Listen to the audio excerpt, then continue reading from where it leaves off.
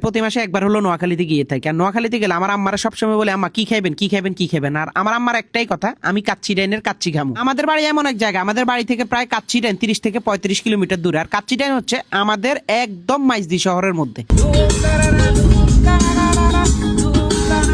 আমি সকাল সকাল বেরিয়ে পড়লাম আমাদের কাচ্চি ডাইনের মাইজদি ব্রাঞ্চে। আর এখানে দুইটা ব্রাঞ্চ আছে, যেমন লক্ষ্মীপুর একটা ব্রাঞ্চ আছে, আবার নোয়াখালী সুপার মার্কেটের অপোজিট সাইডে একটু সামনে গেলে এই যে আমার হাতের ডাইন পাশেই হচ্ছে ইউটার্ন ঘুরলেই কাচ্চি ডাইন। বিশ্বাস করেন রাসেল ভাই, কাচ্চি ডাইন দেখার সাথে সাথে আমার মনটা পুরো খুশিতে পুরপুরা হয়ে গিয়েছে। আমার আম্মার তেমন চাইনিজ টাইনিজ কিছুই পছন্দ না, আমার আম্মার পছন্দ একটাই, কাচ্চি ডাইনের কাচ্চি। তাড়াহুড়া করে রওনা দিলাম, সকাল সকাল আসলাম, ভাবলাম কোনো ধরনের জ্যাম জট পাবো না, যাই আর রিল্যাক্সে কাচ্চি নিয়ে চলে যাবো। কিন্তু এখানে ঢুকার পরে ভাই এমন এক সিচুয়েশনে পড়ছি, আয় হায় হায়, এটা কোনো কথা?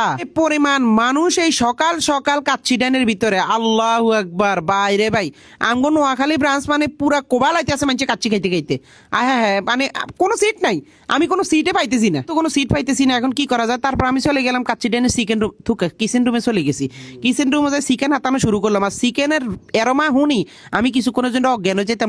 ফার্স্ট ক্লাস একটা এরোমা, আমার চোখের সামনে এক ডেক নতুন পাতিল উঠছে কাচ্চির। আহারে কাচ্চিটা দেখার লগে লগে, কাচ্চিটা ধুমা দেখে আমি পুরো অজ্ঞান হয়ে যেতাম কিছুক্ষণের জন্য। ও মাই গড, কাচ্চির পাতিলটা খোলার লগে লগে বাইরে ভাই এত সুন্দর একটা মিষ্টি মিষ্টি অ্যারোমা বেরোইছে, মানে এত জোস লাগতেছে। যেমন রাইস সুন্দর, তেমন কাচ্চি ভাই ও মাই। আধা ঘন্টা 1 ঘন্টা ওয়েট করার পর সিট পাওয়ার কোনো নাম গন্ধই না। আমি চিন্তা করলাম তাদের এখানে জোস একটা জুস বার আছে, আর জুস বার এখানে ফুডিং বিক্রি করতেছে।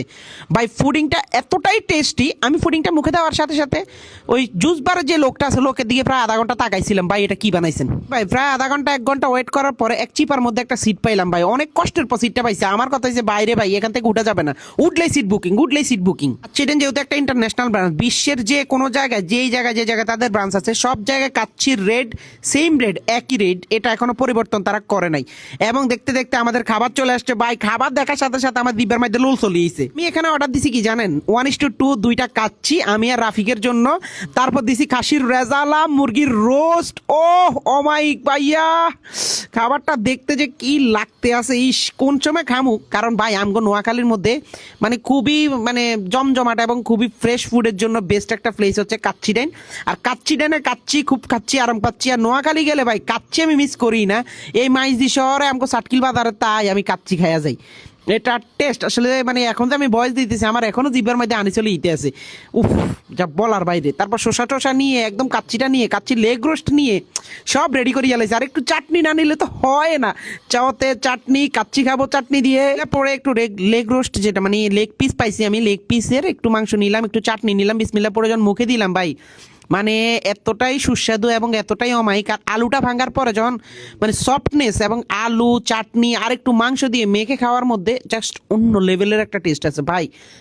মানে কাচ্চি ডাইনে কাচ্চি যে মাংসর পিসটা এতটাই সফট আর এতটাই মুখরোচক, যেটা আপনি একবার খেলে আপনি কাচ্চি ডাইনে বারবার আসবেন। আর কাচ্চি ডাইনের বাংলাদেশে কত পরিমাণ যে ব্রাঞ্চ আছে, এটা আপনি যদি কাচ্চি ডাইনে না যান তাহলে তাদের ম্যাপ না দেখলে বুঝবেনই না। আমি নিয়ে নিলাম একটু খাসির রেজালা, তাদের এখানে গরুর রেজালা পাওয়া যায়, জালি কাবাব পাওয়া যায়, টিক্কা কাবাব পাওয়া যায়। ভাই কাচ্চি ডাইনে কি পাওয়া যায় না আমি এটাই ভাবতেছি। আমি যখন ঢাকায় থাকি তখন প্রচুর পরিমাণে এরকম কাচ্চি খাওয়া হয় না, বাট নোয়াখালী গেলে আমার কাচ্চির ক্রেভিংস উঠেই।